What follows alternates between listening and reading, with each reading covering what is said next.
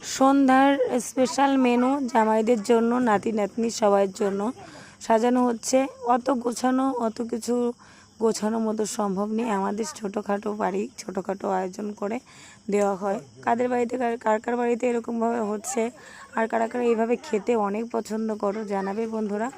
জামাই কিন্তু আমাদের বাড়ির দুটো জামাই বলতে ছোটো জামাই একটুও পছন্দ করে না এরকম করে খাওয়া দাওয়া, এরকম করে সাজিয়ে গুজিয়ে একটু পছন্দ করে না, তার একটু পছন্দ না। কিন্তু ওই যে নিয়ম খেতে দিতে হয় তাই এরকম করে দেবে, গুছিয়ে নিয়েছে মা, কিন্তু দিয়ে দিচ্ছে দুই জামাইয়ের সামনে, কারণ এটা আর কি সন্ধ্যাবেলা দেয় খেতে, এটা নিয়ম। সামনে দিয়ে তারপরে বরণ করে, আশীর্বাদ করে, সেগুলো সবই হয়। নাতি নাতনি সবাইকে একসাথে আশীর্বাদ করবে, সেটাই চলে। আর এইভাবেই কিন্তু মানে সন্ধ্যের মায়ের এরকম একটা নিয়ম, এইভাবে মা চলায়, এভাবে চলে।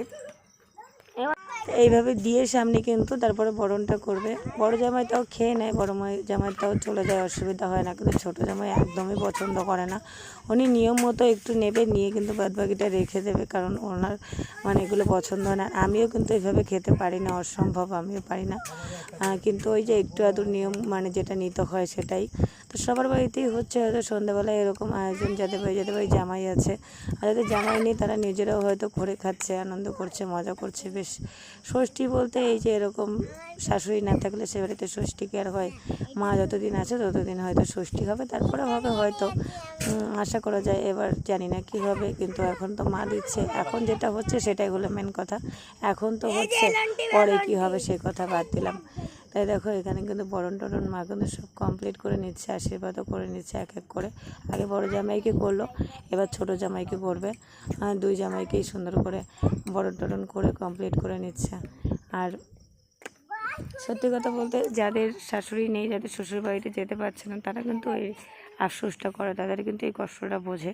আর যাদের আছে তারা নিশ্চয়ই বোঝে না, এটা মানে ভাবতে পারি, বুঝতে পারি যে যাদের নেই আর কি শ্বশুরবাড়ি, তারা বুঝতে পারে ভালোভাবে যে শ্বশুরবাড়িতে না যেতে পারলে তাদের কতটা কষ্ট হয়। এই যে এই আনন্দটা, হ্যাঁ, এইটুকু গরমের মধ্যে একটু কষ্ট হয়, কিন্তু সবাই মিলে এক জায়গায় থাকা, আর এই যে এক জায়গায় করে আয়োজন করে দেওয়ার, এই আয়োজনটা কিন্তু সত্যিই খুব আনন্দটা আলাদাই হয়।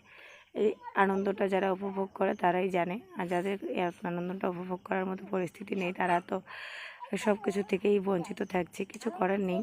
আর কিন্তু যেটা পরিস্থিতি, যখন যেরকম মানুষটা সেরকমভাবেই মানিয়ে নিতে পারে, সেটাই হচ্ছে ব্যাপার। কিন্তু যাদের আছে তারা আনন্দ করছে। আমাদের কিন্তু বেশ সব বাচ্চা কাচ্চা মিলে, বাচ্চা কাচ্চাগুলোরই আনন্দ বেশি সব থেকে।